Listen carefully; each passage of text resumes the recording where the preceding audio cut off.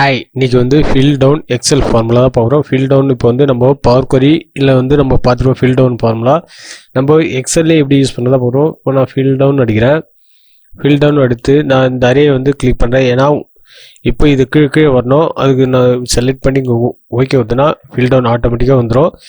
இது எப்படி வந்து ஈஸியாக வந்து நம்ம நியூ எக்ஸல் ஃபார்முலா வச்சு கிரியேட் பண்ண தான் பார்க்குறோம். இது நியூ எக்ஸல் ஃபார்முலா என்ன யூஸ் பண்ண போனால் நம்ம வந்து இதுக்கு ஸ்கேன் பை ஃபார்முலா யூஸ் பண்ணலாம்.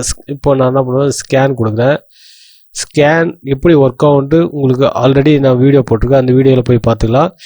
இப்போ வந்து இனிஷியல் வேல்யூ வந்து எனக்கு என்னன்னா இந்தமாரி நம்பர் இல்லைன்னா அங்கே வந்து நம்மளாம் டெக்ஸ்ட்லாம் யூஸ் பண்ணோம். இங்கே எம்டி கொடுத்துக்கலாம். இல்லை நம்பர்ஸ் என்ன இருந்தால் இங்கே 0 கொடுத்துக்கலாம், இல்லைனா இது கொடுத்துக்கலாம்.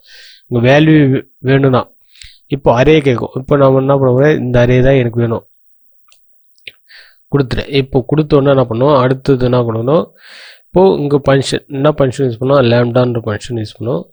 இப்போ லேம்டா ஃபங்க்ஷன் யூஸ் பண்ண சொல்லுவோம். இங்கே 2 அரே நம்ம 2 பேராமீட்டர் யூஸ் பண்ணுறோம். அப்போது நான் கொடுத்துக்கிறேன் 2 பேராமீட்டர் இங்கே கொடுத்தேன். ஏபி இது எந்த வேரியபிள்னா இங்கே கொடுத்துக்கலாம்.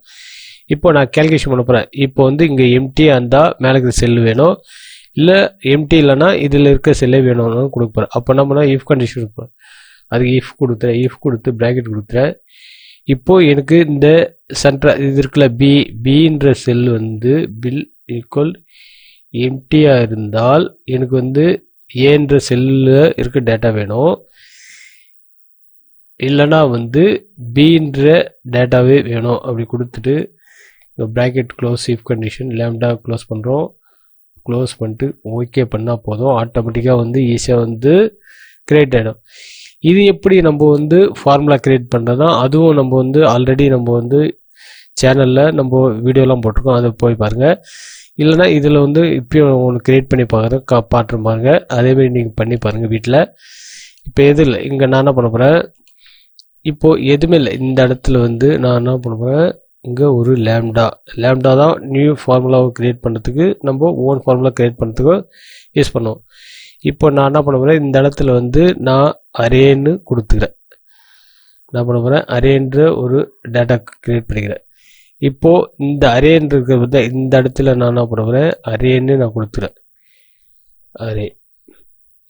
அரேன்னு கொடுத்துறேன். இப்போ என்ன பண்ணலாம், இந்த இடத்துல நான் க்ளோஸ் பண்ணிட்டு ப்ராக்கெட் க்ளோஸு. இப்போ எந்த டேட்டா வேணுமோ அந்த டேட்டாவை வந்து இங்கே செலக்ட் பண்ணிக்கிட்டு ப்ராக்கெட் க்ளோஸ் பண்ணுங்கள். கொடுத்தீங்கன்னா அதே டேட்டா வந்து வந்துடும். இப்போ என்ன பண்ணலாம், இப்போ நான் எதுவுமே பண்ணல, இந்த டேட்டா மட்டும் நான் என்ன பண்ணிக்கிறேன், காப்பி பண்ணிக்கிறேன். Control C copy. இப்போ என்ன பண்ணலாம், ஃபைல் ஃபார்முலாவில் போயிட்டு மேனேஜர் இருக்கா இது கிளிக் பண்ணுங்கள். இது நியூ இருக்குல்ல, நியூ கிளிக் பண்ணுங்கள்.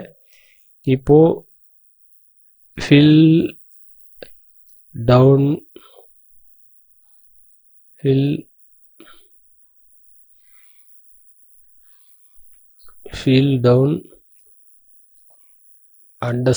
2026 இங்கே கேப் விடக்கூடாது, கேப் விடாத அடிக்கணும். இப்போ கொடுத்துட்டு